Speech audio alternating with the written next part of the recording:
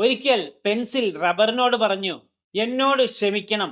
അമ്പരപ്പോടെ rubber ചോദിച്ചു, നീ എന്തിനാണ് എന്നോട് ക്ഷമ ചോദിക്കുന്നത്? പെൻസിൽ സങ്കടത്തോടെ മറുപടി നൽകി, ഞാൻ എപ്പോഴൊക്കെ തെറ്റുകൾ വരുത്തുന്നുവോ നീ അപ്പോഴൊക്കെ അത് മായ്ച്ചു കളയുന്നു. എന്റെ ഓരോ തിരുത്തലിലും മാഞ്ഞു പോകുന്നത് എന്റെ പിഴവുകളല്ല, മറിച്ച് നിന്റെ ആയുസാണ്. നീ ചെറുതാകുന്നത് കാണുമ്പോൾ എനിക്ക് വേദനയുണ്ട്. പുഞ്ചിരിയോടെ റബ്ബർ പറഞ്ഞു, സുഹൃത്തെ, ഞാൻ നിർമ്മിക്കപ്പെട്ടത് തന്നെ നിനക്ക് വേണ്ടിയാണ്.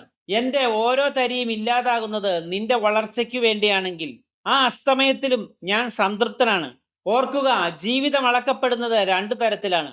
നാം വെട്ടിപ്പിടിച്ച സമ്പാദ്യത്തിന്റെയും പദവികളുടെയും നേട്ടങ്ങളുടെയും വലിപ്പത്തിന്റെ അടിസ്ഥാനത്തിൽ ലോകം നൽകുന്ന വില. മറ്റൊന്ന്, മറ്റൊരാൾക്ക് തണലേകാൻ വേണ്ടി സ്വയം വെയിൽ കൊണ്ട് തളർന്നതിന് ലഭിക്കുന്ന അംഗീകാരം. വെട്ടിപ്പിടിച്ച സാമ്രാജ്യങ്ങളെക്കാൾ വലിയൊന്ന് ഈ ലോകത്തുണ്ട്. മറ്റൊരാൾക്ക് വേണ്ടി നീ എരിഞ്ഞു തീർന്ന ഇടങ്ങൾ. പൊങ്ങച്ചത്തിന്റെ വലിയ കപ്പലിൽ യാത്ര ചെയ്യുന്നവർക്ക് ജീവിതം ഒരു തകർച്ച മാത്രമായിരിക്കും. എന്നാൽ വിനയത്തിന്റെ തോണിയിൽ തുഴയുന്നവർക്ക് ആഴക്കടലും ശാന്തമാണ്. ഒന്നും ഒരിടത്തും നഷ്ടപ്പെടുന്നില്ല എങ്കിൽ അതിനർത്ഥം അത് ഒന്നിനും ഉപകാരപ്പെടുന്നില്ല എന്നാണ്.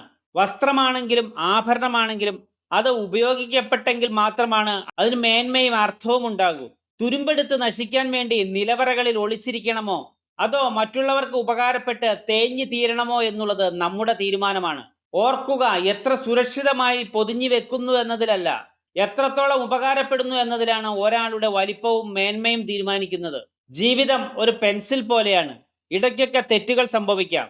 പക്ഷെ ആ പിഴവുകൾ മായ്ക്കാൻ കഴിവുള്ള മനസ്സെന്ന റബ്ബർ എപ്പോഴും കൂടെ ഉണ്ടാവണം. ഈ രണ്ട് കാര്യങ്ങളും ആനുപാതികമാണെങ്കിൽ നമ്മൾ ഓരോരുത്തരുടെയും ജീവിതകഥ അർത്ഥപൂർണമായി പൂർത്തിയാക്കാം. തേഞ്ഞു തീരുന്നു എന്നതിലല്ല, തീരും വരെ വെളിച്ചം നൽകുന്നു എന്നതിലാണ് അഭിമാനിക്കേണ്ടത്. വീഡിയോ ഇഷ്ടപ്പെട്ടാൽ ഷെയർ ചെയ്യാനും ലൈക്ക് ചെയ്യാനും സബ്സ്ക്രൈബ് ചെയ്യാനും മടിക്കരുത്. നിങ്ങളുടെ പ്രതികരണങ്ങളാണ് എൻ്റെ മോട്ടിവേഷൻ. താങ്ക്